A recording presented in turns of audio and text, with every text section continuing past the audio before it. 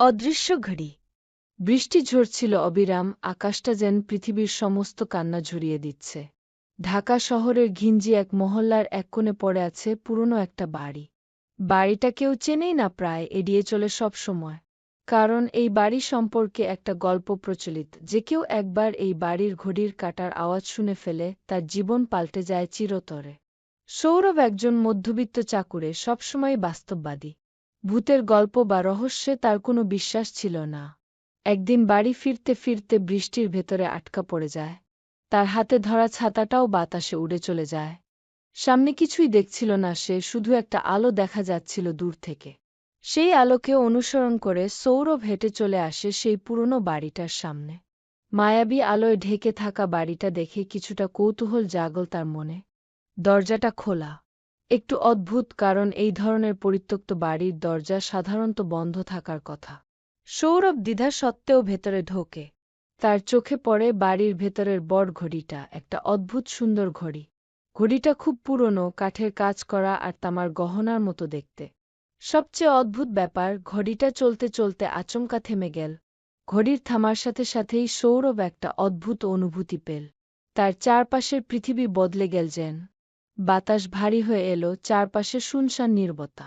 হঠাৎ করে যেন ঘরের ভেতর থেকে একটা অশরীরী কণ্ঠ শুনতে পেলছে, তুমি চলে এসেছ, এখন সময়ের খেলা শুরু হবে। সৌরভ পেছনে তাকিয়ে দেখল একটা অদ্ভুত ছায়ামূর্তি। মূর্তিটা এক পলকেই সামনে এসে তার চোখের সামনে দাঁড়িয়ে গেল। তুমি কেন এসেছো এখানে? মূর্তির গলা ভারী আর কণ্ঠে বিষণ্ণতা। সৌরভ বলল, আমি কিছুই জানতাম না, এখানে হঠাৎ করে এসে পড়েছি। আপনি কে?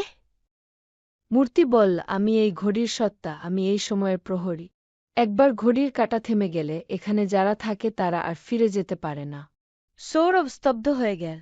তার শরীর অবশ হয়ে আসতে লাগল, যেন সময়ের ভেতরে আটকে গেছে সে। বাইরে ঝড়ের গর্জন আরও তীব্র হয়ে উঠল। হঠাৎ সৌরভ অনুভব করল সে যেন একই সময়ে দুটি ভিন্ন জগতে রয়েছে, একটি যেখানে সে ছিল, আরেকটি যেখানে সে এখন আটকে পড়েছে। মূর্তি আবার কথা বলল, তুমি চাইলে এই সময় থেকে বের হতে পার, কিন্তু তার জন্য তোমাকে দিতে হবে কিছু মূল্য। সময়ের বিনিময়ে সময় ছাড়া অন্য কিছু নয়। তুমি কি রাজি? সৌরভ বুঝতে পারছিল না কি করবে। তার মাথা ঘুরছিল আর সে টের পেল তার স্মৃতিগুলো যেন ধীরে ধীরে মিলিয়ে যাচ্ছে। নিজের অতীতের অনেক স্মৃতি সে হারিয়ে ফেলছিল। এই সময় মূর্তিটা এক ধরনের খেলা শুরু করল তার সাথে। তোমার কোন স্মৃতিটা সবচেয়ে প্রিয়? মূর্তি প্রশ্ন করল। সৌরভ ভাবল তার মায়ের সাথে কাটানো শৈশবের দিনগুলো, বাবার কাছে শেখা প্রথম বাইসাইকেল চালানো, কিংবা তার প্রিয়জনের সাথে কাটানো মুহূর্তগুলো। কিন্তু সে জানত না কোনটা বেছে নেবে। মূর্তি বলল, যা চাও তা বেছে নাও, কিন্তু একটি স্মৃতি ছেড়ে দিতে হবে, নইলে তুমি কখনোই এখান থেকে মুক্তি পাবে না। সৌরভ গভীরভাবে চিন্তা করল, তার জন্য কোন স্মৃতি সবচেয়ে মূল্যবান? একদিকে তার প্রিয় মানুষগুলো আর অন্যদিকে তার নিজের অস্তিত্ব। সে জানত যে স্মৃতি হারাবে তা আর কখনোই ফিরে পাবে না। অবশেষে এক দীর্ঘ নিঃশ্বাস ফেলে সে বেছে নিল তার শৈশবের স্মৃতিগুলোকে ছেড়ে দেওয়ার সিদ্ধান্ত।